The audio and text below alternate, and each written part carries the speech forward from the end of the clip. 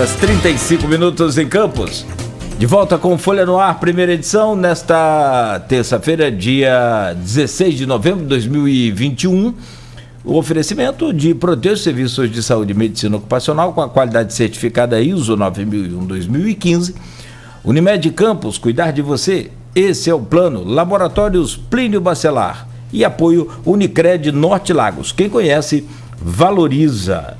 No programa de hoje, temos aí o prazer e a honra de conversar e receber aqui o Ricardo Rangel, articulista político e colunista da revista Veja. Ô Ricardo, esse programa tem um grupo de WhatsApp, como o Aloysio já falou, e dali, naturalmente, fonte aí de muitas colaborações aqui para o programa, assim como também aqui as nossas redes sociais. De vez em quando tem umas pérolas aqui, mas tem a participação, que é o mais importante. E aí, lá no grupo de WhatsApp desse programa e do blog Opiniões, tem aqui a participação do Arthur Guzmão. E ele diz o seguinte: que maravilha!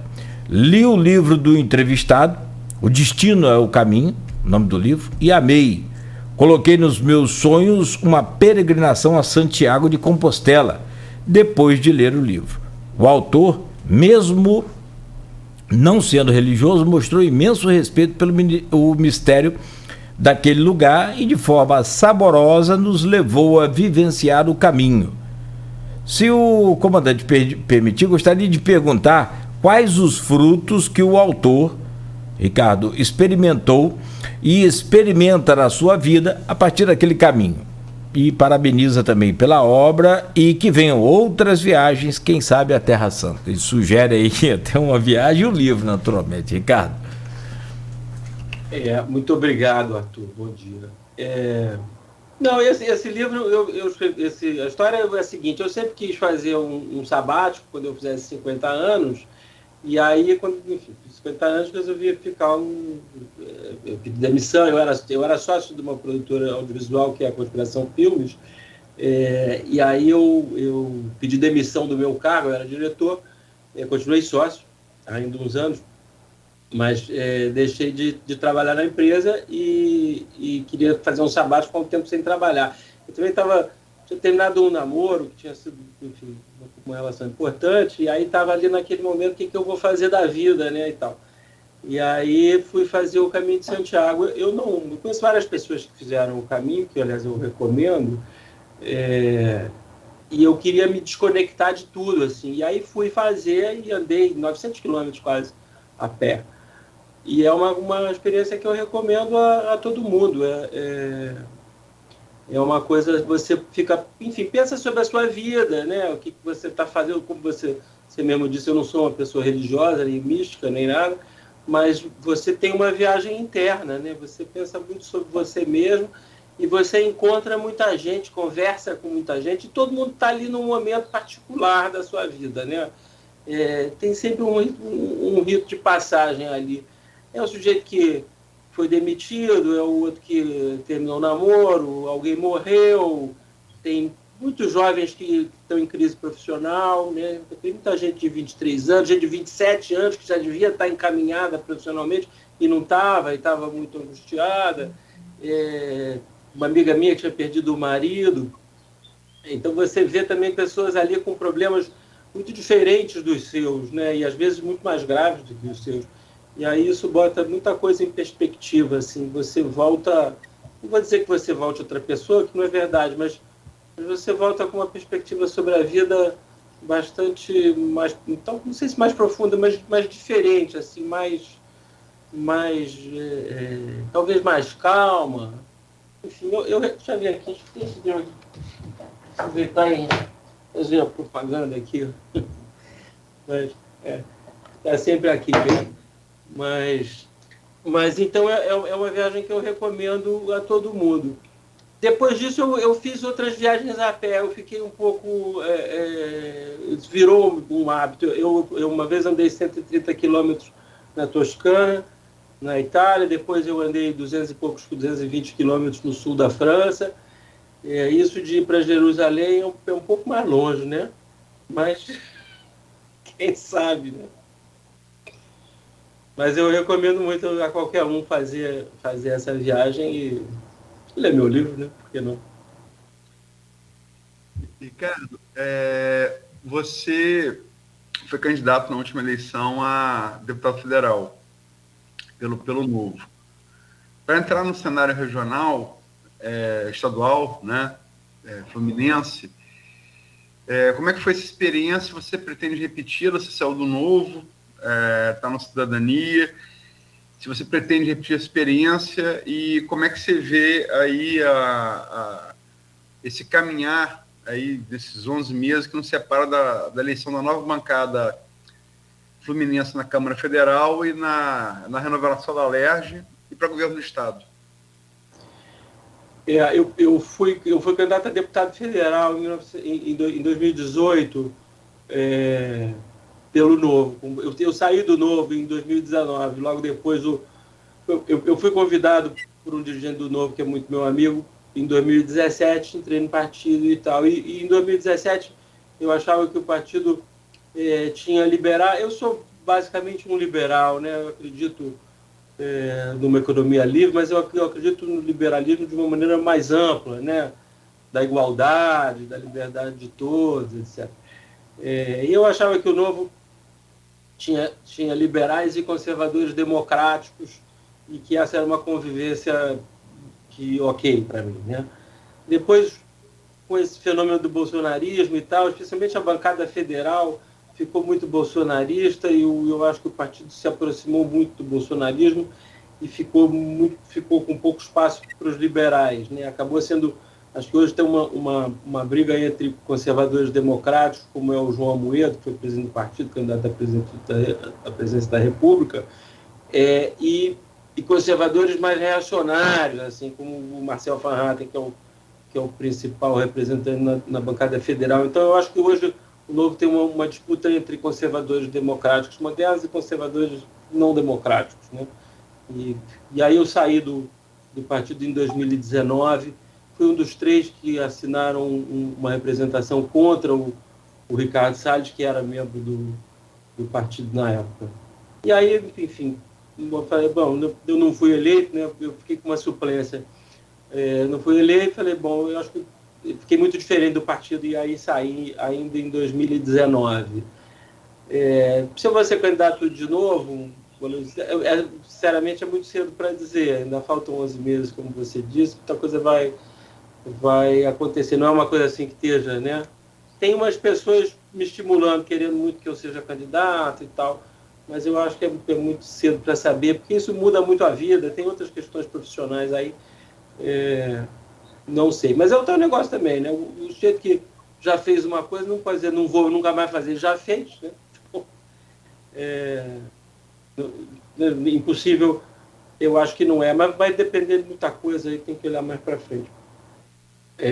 Em relação à política que está acontecendo agora, isso que a gente está vivendo, dessa polarização toda, faz com que seja muito difícil você conseguir identificar tendências claras, né? Você vê aqui no Rio de Janeiro, o Rio é um lugar ficou muito antipetista, né? E tem um bolsonarismo muito forte. Então, eu acho que vai ter uma polarização natural entre o atual governador, que é o Cláudio Castro, e o Marcelo Freixo.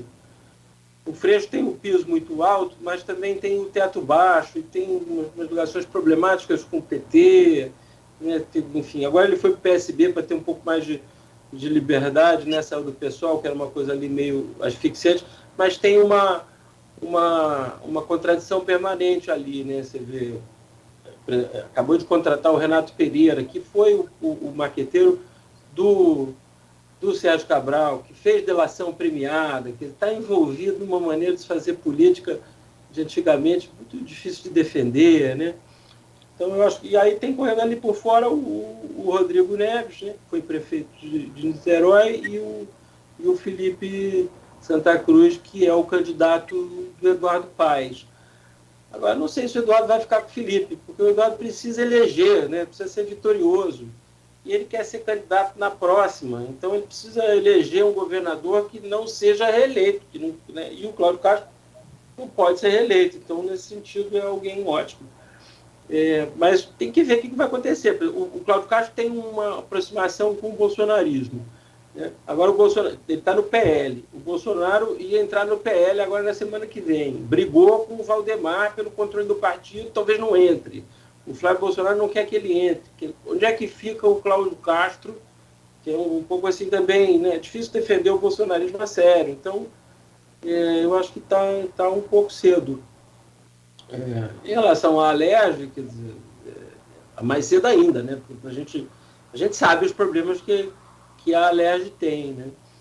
Agora, a gente precisa de deputados que estejam mais preocupados com o Estado, né? A gente não vê o Rio tem essa maldição, né, de abandono econômico, corrupção, violência, e essas coisas vão se misturando, né, a corrupção com a violência, os milicianos. A gente tem uma presença dos milicianos muito importante no Estado como um todo, né, uma dominação. Esse governo atual é um governo com ligações perigosas, né, o governo federal, quero dizer, a família Bolsonaro.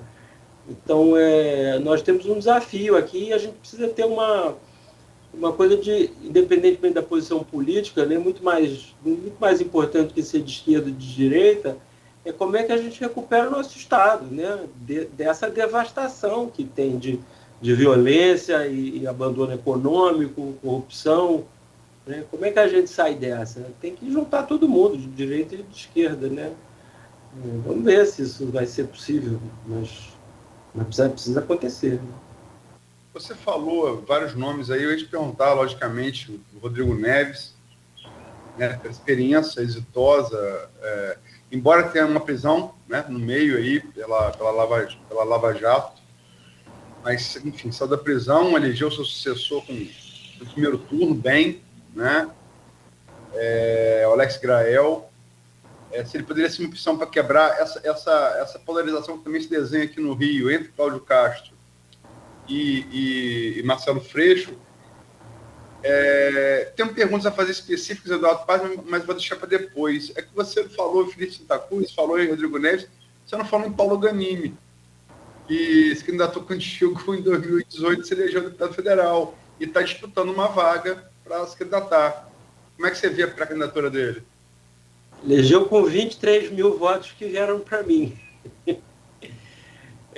Não sei se o Ganimi será candidato, sinceramente. Nem acho que ele tenha chances concretas, né? Eu acho que o Novo não terá uma boa eleição. Eu acho que o Novo está nessa guerra fratricida ali. A gente vê todo... Aliás, chegaram às vias de fato, né? Você viu as duas vereadoras de São Paulo, né? A Cris Monteiro e a Janaína Lima, que brigaram fisicamente, cenas de pugilato, ambas registraram queixa uma contra a outra por agressão. Quer dizer, o partido está muito dividido. É muito difícil você conseguir viabilizar uma candidatura com um partido dividido dessa maneira, né? O Ganimi se colocou perto da ala mais conservadora, né? Menos democrática, por assim dizer, oposta do João Moedo, então certamente vai ter muita gente contra ele no partido. Não sei nem se ele consegue a indicação, Luiz. Acho que é capaz de não conseguir a indicação. Acho que o Paulo ficou numa situação meio complicada ali, porque não sei se ele consegue se eleger nem como deputado. Vamos ver. Mas eu não acho que ele será candidato, não. Eu acho que os nomes mesmo, pelo menos por enquanto, que a gente consegue enxergar, são esses aí. O Rodrigo teve essa prisão, mas é uma prisão que não deu em nada muito, né? Uma prisão que não foi muito convincente, né? De que houvesse ali algo realmente de irregular, assim, grave e tal. E ele conseguiu, como você disse, fazer o sucessor. Agora, é muito caro, do ponto de vista da campanha eleitoral, o sujeito ter sido preso, mesmo que seja uma prisão, né, injusta, a hipótese, porque durante a campanha o adversário, com razão, porque política é isso mesmo, vai ficar martelando as imagens referentes a essa prisão.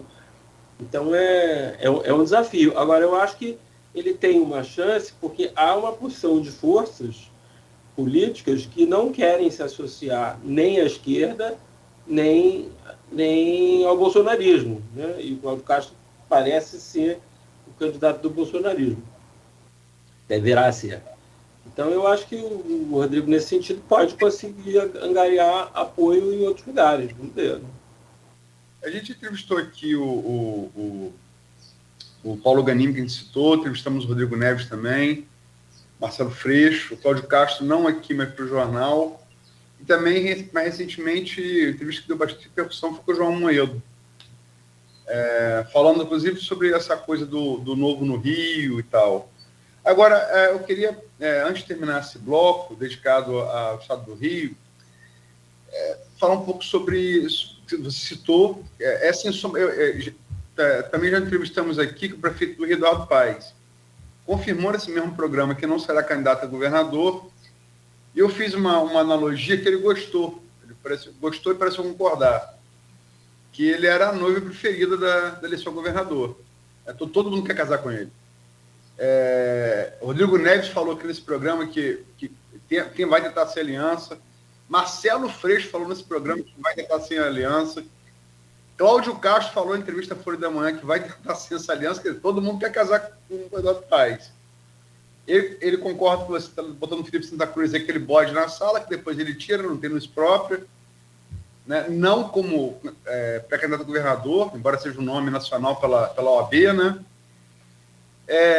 E Cláudio Castro, ele se elegeu a vice, não pode ser eleito governador, não pode se reeleger, né? E o que se comenta, que se especula aí no Rio, né, na Alerj e tal, é que Cláudio Castro pode tirar Felipe Santa Cruz, dar a vice de Cláudio Castro. No caso de reeleição, Cláudio Castro sairia 9 meses antes para tentar uma deputado federal, senador, já vão ser 2 vagas na próxima, né? Alguma coisa assim, com apoio de Eduardo Paes. Eduardo Paes se reelegeria prefeito, é forte candidato para isso, né? Em 2024. Em 2026, se fizer a vice de Castro, é muito cedo, tem que combinar com os russos, né? Mas se eleger o vice de Castro sai antes, e se reeleger prefeito, em 2026 ele teria a prefeitura e o governo do Rio nas mãos. O que o Cássio faria, em tese, não só para candidato a governador, como até presidente da República. Você vê esse desenho ou é muito colocar o carro na frente dos bois? Não, eu acho que esse é o caminho, vou dizer o caminho natural, mas é um caminho perfeitamente plausível. Quer dizer, Eduardo, evidentemente, eu acho que ele vai ele fazendo uma gestão vitoriosa, se reelege prefeito e abandona na metade do segundo mandato para ser candidato a governador. Se elege governador, obviamente, né, se tudo funcionar, elege o sucessor, que será algum desses secretários que ele tem hoje, que provavelmente serão candidatos a deputado federal, a maioria, e aí vira governador, tendo um sucessor que é alguém dele na prefeitura da capital. E isso, evidentemente, o qualifica para ser candidato a presidente da República em algum momento, né? 2028, sei lá. Acho que tem ser, né? O Eduardo é um homem inteligente que pensa com antecipação. Claro que isso é uma coisa que passa na cabeça dele, não tem a menor dúvida. E é natural, é legítimo, né? Que assim seja. Quer dizer, só para se ele fizer o vice, indicar o vice de Cláudio Castro se reelege. Se reelege prefeito do Rio em 2024, isso cacifaria com os 2 executivos da capital e do estado já em 2026, né? Não 2028, 2026, né?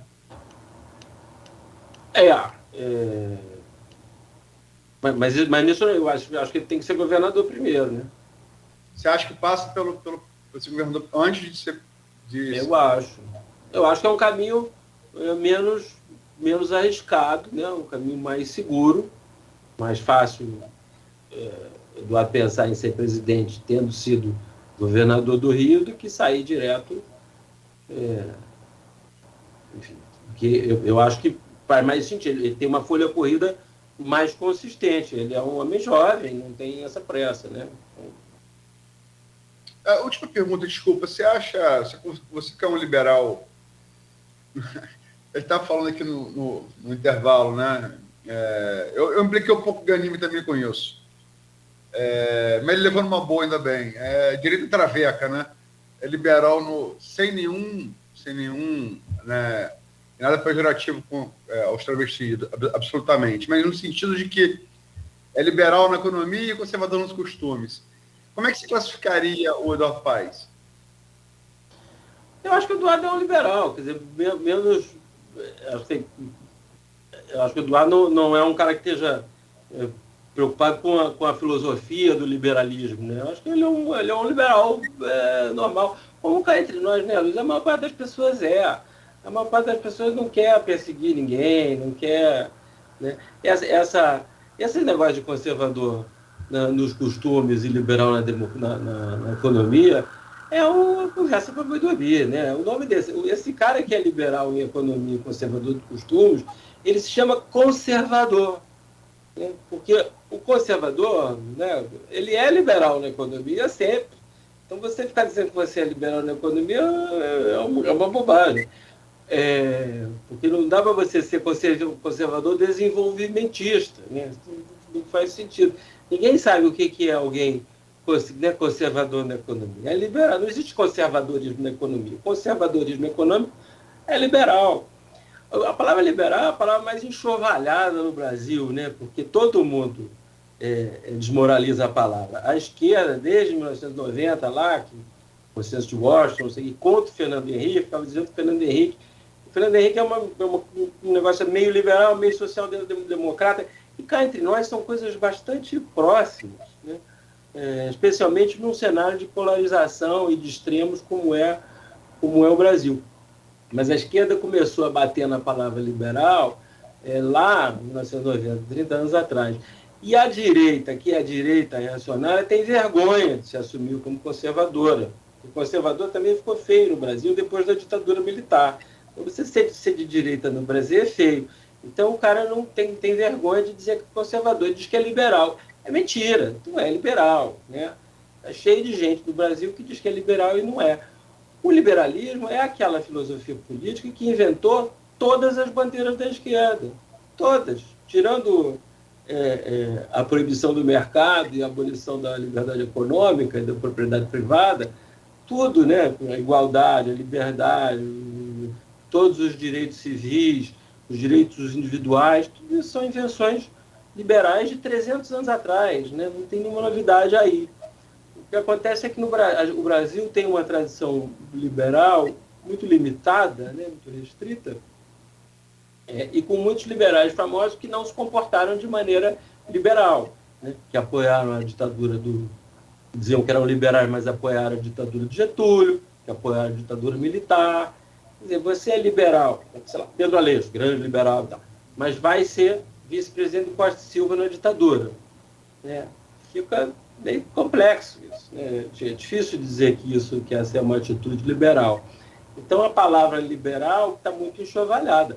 Mas, olha, a Revolução Americana da Independência é liberal, a Revolução Francesa é liberal, a Inconfidência Mineira é liberal, a Conjuração Baiana é liberal, todas as revoluções liberais de 1830. Né? É uma coisa de emancipação do povo e de igualdade. Mas no Brasil é uma palavra que ficou meio assim. Mas eu continuo defendendo a palavra porque eu acho que o nome é esse, não é outro. Bom, 7h59, Ricardo, vamos fazer um rápido intervalo e na volta a gente continua conversando, vamos ainda falar desse cenário nacional, essa terceira via na polarização Lula versus Bolsonaro a presidente. O surgimento do Moro, já teve aí formação de chapa nova ontem, repercutiu muito no YouTube, o Aécio sugerindo que ele seria o melhor vice de Bolsonaro, fez um post com essa informação. Vamos tentar pedir a você para que passe esse quadro aí na sua visão como articulista, também como escritor e também como colunista da revista Veja. Oferecimentos de Proteus, Unimed, Laboratórios Plínio Bacelar e o apoio de Unicred Norte Lagos.